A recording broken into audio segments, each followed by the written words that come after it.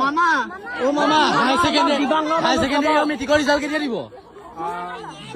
10 এপ্ৰিলৰ পিছত মেট্ৰিকৰ ৰিজাল্ট হ'ব। হাই সেকেন্ডাৰী 20 তাৰিখৰ আগত থেংক ইউ মামা।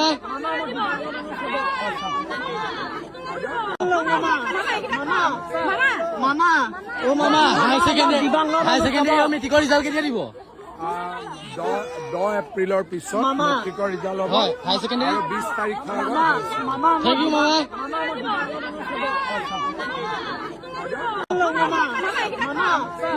মামা ও মামা হাই সেকেন্ডাৰী মেট্ৰিকৰ ৰিজাল্ট কেতিয়া দিব?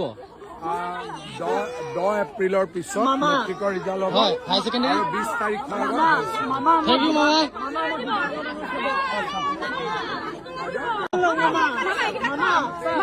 মামা ও মামা হাই সেকেন্ডাৰী মেট্ৰিকৰ ৰিজাল্ট কেতিয়া দিব? 10 এপ্ৰিলৰ পিছত মেট্ৰিকৰ ৰিজাল্ট হ'ব। হাই সেকেন্ডাৰী 20 তাৰিখৰ আগত থেংক ইউ মামা।